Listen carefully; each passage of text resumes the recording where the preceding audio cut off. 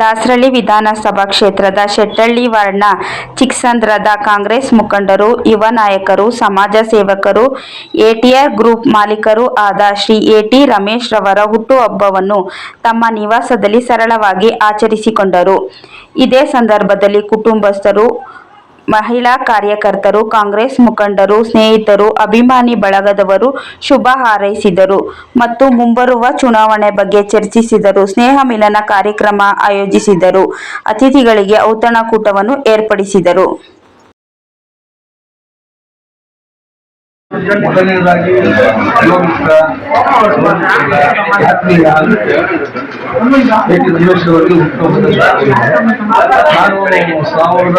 ನಾನು 1995 ಆಗಲೆಲ್ಲ ಒಟ್ಟಾಗಿ ಸುಮಾರು ಲಕ್ಷದ ಕಾಂಗ್ರೆಸ್ನಿಂದ ಏನೇನೋ ಸಾರ್ವಜನಿಕರಿಗೆ ಸಾರ್ವಜನಿಕ ಸ್ಪಂದಿಸೋದಾಗಲಿ ಆ ವಿಷಯಗಳೆಲ್ಲ ಒಟ್ಟಾಗಿ ಜೊತೆಲೆ ಓದಿದ್ದೀವಿ.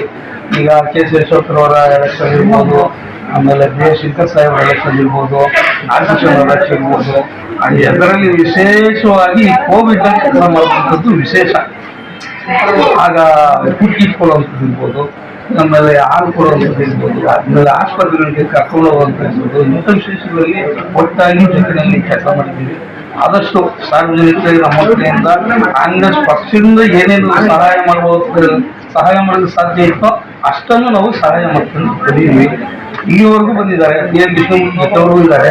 ಸ್ವಲ್ಪ ಮಧ್ಯದಲ್ಲಿ ಸಮಯ ಸ್ವಲ್ಪ ಬ್ರೇಕ್ ಆಗಿದೆ. ನಮ್ಮ ತಂದೆ ಅವರಿಗೆ ಎಲೆಕ್ಷನ್ ಅಲ್ಲಿ ಕೊಟ್ಟಾಗ, ಆಮೇಲೆ ನೆಕ್ಸ್ಟ್ ಮಂಜಣ್ಣವ್ರ ಜಯಂತಿ. ಈಗೇನಾಗಿದೆ, ಈ ದಾಸರಳ್ಳಿ ವಿಧಾನಸಭಾ ಕ್ಷೇತ್ರಕ್ಕೆ ಯಾರು ಮಂಜುನಾಥ್ ಅವರೇ ಕ್ಯಾಂಡಿಡೇಟು, ಅವರೇ ನಾಯಕರು ಅಂತ ಹೇಳಾಗಿದೆ. ರಮೇಶ್ ಅವರು ತುಂಬಾ ಆತ್ಮೀಯವಾಗಿ ಮಂಜಣ್ಣವ್ರ ಜೊತೆ ಇದ್ದಾರೆ, ಮಂಜಣ್ಣವ್ರ ಜೊತೆ ಕೆಲಸನೂ ಮಾಡಿದ್ದಾರೆ. ಮುಂದಿನ ದಿನಗಳಲ್ಲಿ ಎಟಿ ರಮೇಶ್ ಅವರಿಗೆ ಒಳ್ಳೆ ರಾಜಕೀಯದ ಅವಕಾಶ ಸಿಗಲಿ, ಚುನಾವಣೆಯಲ್ಲಿ ಸ್ಪರ್ಧಿಸುವಂತ ಅವಕಾಶನೂ ಅವ್ರು ಸಿಗಲಿ, ದೇವರು ಅವರಿಗೆ ಒಳ್ಳೇದು ಮಾಡಲಿ.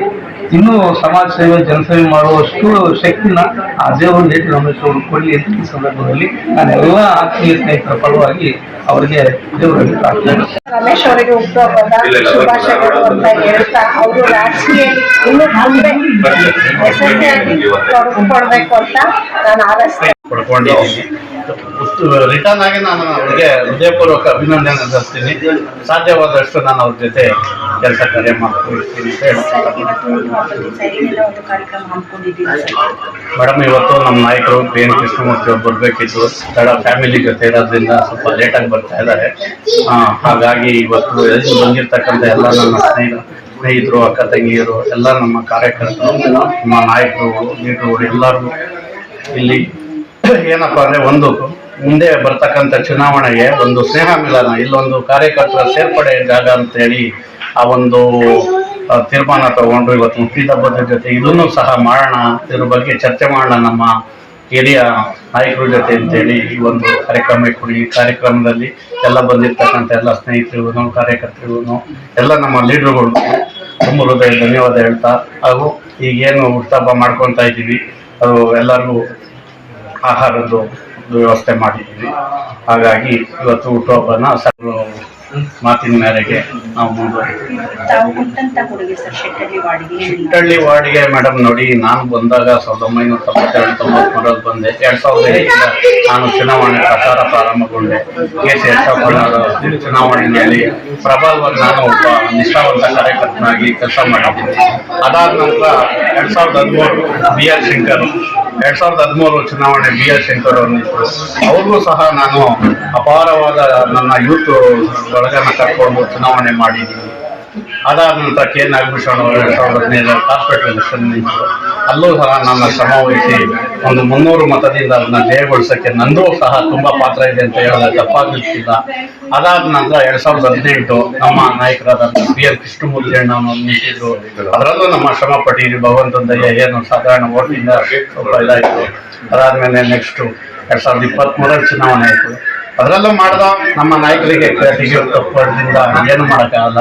JDS ನಾವು ವಿಂಗಡಣೆ ಆಗಿರೋದ್ರಿಂದ ಸ್ವಲ್ಪ ಅದರಿಂದ ಇದಾಗಿದೆ. ಇನ್ನು ಮುಂದಕ್ಕೆ ನಮ್ಮಲ್ಲಿ ಎಲ್ಲ ಒಗ್ಗಟ್ಟಾಗಿ ಚುನಾವಣೆ ಎದುರಿಸಿ ಶೆಟ್ಟಳ್ಳಿ ವಾರ್ಡಿನ ಈಗೇನು ಚಿಕ್ಕಸಂದ್ರ ವಾರ್ಡ್ ಆಗಿದೆಯಾ ಆ ವಾರ್ಡಲ್ಲಿ ಕಾಂಗ್ರೆಸ್ ಅವ್ರಿಗೆ ಆರಿಸ್ಬೇಕು ಅಂತೇಳಿ ನಾನು ಪಣ ತೊಟ್ಟಿದ್ದೀನಿ ಮೇಡಮ್. ಹಾಗಾಗಿ ಅದ್ರ ಬಗ್ಗೆ ಚರ್ಚೆ ಮಾಡಲಿಕ್ಕೋಸ್ಕರ ನಮ್ಮ ಸ್ನೇಹಿತರ ಹತ್ರ ಮಾತಾಡಿ ಚರ್ಚೆ ಮಾಡಿ ನಮ್ಮ ನಾಯಕರ ಹತ್ರ ಮಾತಾಡಿ ಮೊದಲಿಗೆ ಅವರು ಒಂದು ಮಗುವಂತ ಮನಸ್ಸು ಅವ್ರಿಗೆ.